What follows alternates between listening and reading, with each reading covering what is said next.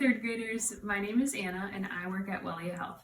We love I Love to Read Month at Welia Health, and to celebrate I'm going to read to you the first chapter of Lions at Lunchtime by Mary Pope Osborne.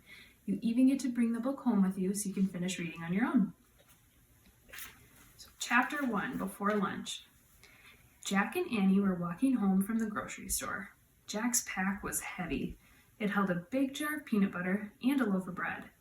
"Are you going to have a peanut butter and jelly sandwich?" said Annie. "Or a peanut butter and honey sandwich?" Jack started to answer, but stopped. "Oh man," he whispered. "What is it?" said Annie. "Look at that," said Jack. He pointed to the edge of the Frog Creek woods. In the shadows stood a small, delicate animal. It looked like a tiny deer. "It's a sign," whispered Annie. "Remember when we saw the rabbit? He was a sign of the Wild West." The deer-like creature leaped into the woods. Jack and Annie didn't stop to think. They followed as fast as they could. Jack's heavy pack thumped against his back as he ran. Finally, they stopped and looked around. "Where did she go?" he said. "I don't see her," said Annie. "Oh, wow," said Annie. She pointed up. There was the magic treehouse.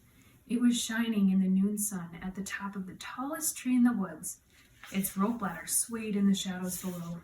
"Where's Morgan?" said Annie. Morgan Le Fay wasn't waving at them from the window. She wasn't even at the window. "I don't know. Let's go up," said Jack. They climbed the ladder and went into the treehouse. Sunlight streamed through the window. It lit a stack of books and 2 scrolls in the corner. The ancient scrolls held the answers to riddles Jack and Annie had solved earlier. Jack took off his heavy pack. "Did Morgan leave us a 3rd riddle?" said Annie. "Looking for someone?" said a soft voice. Jack and Annie whirled around. "Morgan!" said Annie. Morgan Le Fay had appeared out of nowhere. She looked ancient and lovely in the bright light. "Do you still want to become master librarians?" she asked Jack and Annie, "so you can help me in my work?" "Yes," they said together. "Wonderful," Morgan said. Then she reached into her robe and pulled out a scroll. "You've solved 2 riddles so far," she said. "Here is your 3rd. She handed the scroll to Annie. "And for your research," she pulled a book out from her robe and handed it to Jack. The book's cover said, "The Plains of Africa." "Africa?" said Jack. "Oh man, I've always wanted to go there."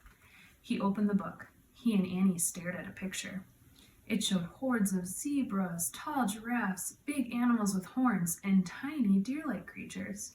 "Hey, that's the animal that led us here," said Annie. "A Thompson's gazelle, I believe," Morgan said. "Where are the lions?" said Jack. "You'll find out," said Morgan. Maybe we need to plan this trip," said Jack. Morgan smiled. "No, go ahead, make your wish now." Annie pointed at the picture. "I wish we could go there," she said. "Be careful," said Morgan. "Just keep an eye out." "For what?" said Jack. "The lions, of course," she said. "Wait," said Jack. Too late. The wind had started to blow. The treehouse had started to spin. Jack squeezed his eyes shut. The treehouse spun faster and faster. Then everything was still. Absolutely still. Thanks for listening to Chapter 1. I hope you enjoy the rest of the book.